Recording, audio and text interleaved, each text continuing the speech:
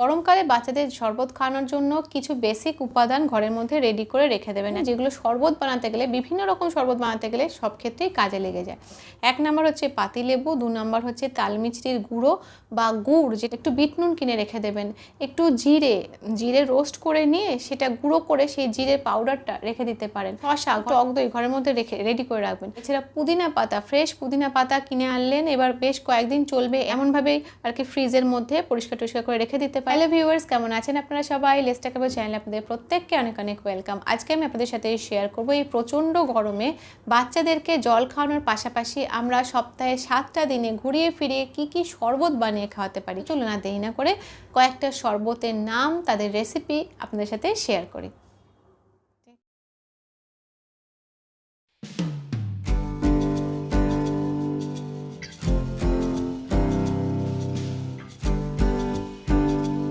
সারাদিন ধরে বাচ্চাকে যতটা পরিমাণে জল আমরা খাওয়াতে পারি বা ওরা টানে টানে যতটা পরিমাণে জল খায় সেটা তো ভালোই। এবার গরমকালে কিন্তু বাচ্চাদের শরীরকে সতেজ রাখতে, ওদের যাতে ডিহাইড্রেশনের মতন সমস্যা না হয় এবং জলের সাথে সাথে যাতে আরও বেশ কিছু মিনারেলস ওদের মধ্যে ঢোকে, ওরা যাতে ইনস্ট্যান্ট এনার্জি পায়, তার জন্য কিন্তু দিনের মধ্যে একবার আমরা পাল্টে সারা সপ্তাহ ধরে বিভিন্ন রকমের শরবত জলের পাশাপাশি বাচ্চাদেরকে খাওয়াতে পারি। এটা কিন্তু বাচ্চাদের শরীরের জন্য এই গরমকালে ভীষণই ভালো, নট অনলি ফর বেবিজ বা কিডস, আমাদের বড়দের জন্য কিন্তু এই ব্যাপারটা বেশ ভালো। তো যে শরবতটার কথা শেয়ার করব, যে পানীয়টার কথা শেয়ার করব, যেটা বাচ্চার বয়স মোটামুটি 1 বছর হয়ে গেলে তারপর থেকে আমাদেরকে খাওয়াতে পারি, সেটা হচ্ছে মৌরি এবং তালমিছরি ভেজানো জল। আপনার বাচ্চা একবারে যতটা পরিমাণে জল খেতে পারে সেই পরিমাণ জলের মধ্যে একটু মৌরি এবং তালমিছরি আগের দিন ভিজিয়ে ঢাকা দিয়ে রেখে দিন। পরের দিন সকালবেলা বা দুপুরবেলা যে কোনো টাইমে, মোট কথা দিনের দিকে যে কোনো টাইমে বাচ্চাকে এটা খাওয়াতে পারেন। এটা খুবই ঠান্ডা টাইপের, তো বাচ্চারা খেলে ওদের শরীরটা ভেতর থেকে ঠান্ডা, ওদের পেট ঠান্ডা থাকে।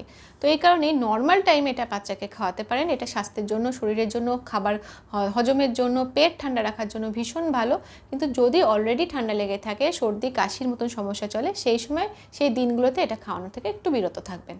নেক্সট যে শরবতটার কথা বলবো সেটা খুবই উপকারী এবং আপনারা চাইলে প্রত্যেক দিন আপনাদের বাচ্চাদেরকে খাওয়াতে পারেন। তবে আমার সবসময় মনে হয় যে আজ এটা কাল সেটা এরকমভাবে পাল্টে খাওয়ানোটা বেশি ভালো। তো এই শরবতটা হচ্ছে লেবু শরবত, মানে পাতি লেবু শরবত। বাচ্চা যদি ফোটানো জল খায় তো ফোটানো জলের মধ্যে, আদারওয়াইজ যদি বাচ্চা নর্মাল জল খাওয়া শুরু করে দেয়, নর্মাল জলের মধ্যে পাতি লেবুর রসটা দিয়ে দিলেন, তালমিছরির গুঁড়ো অ্যাড করুন, একটু বিট লবণ অ্যাড করুন, তারপর ভালো করে সেটাকে মিশিয়ে ছেঁকে নিন, এবার সেটা বাচ্চাকে খেতে দিন। যেহেতু এই শরবতে লেবু অ্যাড করা হচ্ছে, আর লেবুটা যেহেতু একটু টক জাতীয় খাবার এবং এর মধ্যে চিনিও অ্যাড করছি এক্সট্রা করে, সেই টকটাকে ব্যালেন্স করার জন্য নুনও অ্যাড করছি, তো এই জন্য এই শরবতটি না বাচ্চাদের বয়স 1 বছর হয়ে গেলে তারপর থেকে খাওয়ানো ভালো। তার আগে এই লেবু থেকে অনেক বাচ্চাদের, মানে 1 বছরের ছোটো বাচ্চাদের ক্ষেত্রে লেবু থেকে দই তোলার মতন সমস্যা হয়, গ্যাসের সমস্যা হয়ে থাকে। তাছাড়া যেহেতু অনেক চিনি অ্যাড করা হচ্ছে, নুন অ্যাড করা হচ্ছে, সেই জন্য 1 বছর বাচ্চার বয়স হয়ে গেলে তারপর থেকে এই ধরনের লেবুর শরবত বানিয়ে আমরা বাচ্চাদেরকে কিন্তু খাওয়াতে পারি।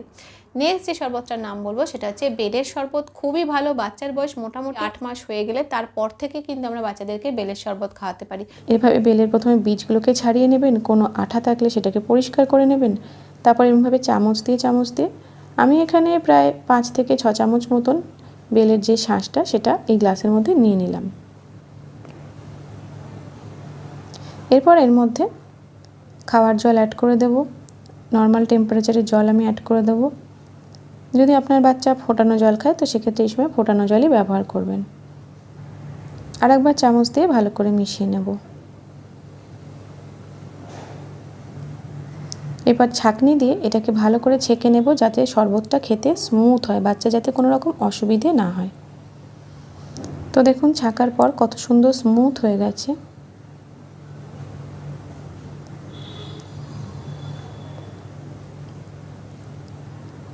এরপর এর মধ্যে সামান্য পরিমাণে নুন অ্যাড করে দেবো। আমি লাল নুন ব্যবহার করি বা বিট নুন ব্যবহার করে থাকি। এর মধ্যে আমি তালমিছরির গুঁড়ো অ্যাড করে দেবো। এগুলো সবই কিন্তু স্বাদ মতন অ্যাড করবেন। যদি বাচ্চার পাতিলেবু সহ্য হয় সেক্ষেত্রেই পাতিলেবুর রস অ্যাড করবেন, আদারওয়াইজ দরকার নেই। তবে পাতিলেবুটা দিলে স্বাদটা আরও ভালো হয়। এভাবে গুলে নেব, ব্যাস এইভাবেই তৈরি হয়ে যাবে গরমকালে বাচ্চাদের জন্য রিফ্রেশিং বেলের শরবত। নেক্সট যে শরবতটার কথা শেয়ার করবো সেটা খুবই স্বাস্থ্যকর, স্বাস্থ্যের জন্য ভীষণ ভালো, সেটা হচ্ছে ছাতুর শরবত। এগেইন বাচ্চার বয়স মোটামুটি 8 মাস হয়ে গেলে তারপর থেকেই আমরা বাচ্চাদেরকে ছাতুর শরবত বানিয়ে খাওয়াতে পারি। গরমকালের জন্য এটা ভীষণই উপযুক্ত। আমি বানাবো প্রায় 200 ml মতন শরবত। তার জন্য আমি এরকম চামচে 2 চামচ মতন ছাতু দিয়ে দিলাম। তারপর প্রথমে সামান্য একটু জল অ্যাড করব। পুরো জলই এখন অ্যাড করব না, সামান্য জল অ্যাড করব। তারপর ভালো করে এটাকে মিশিয়ে নেব।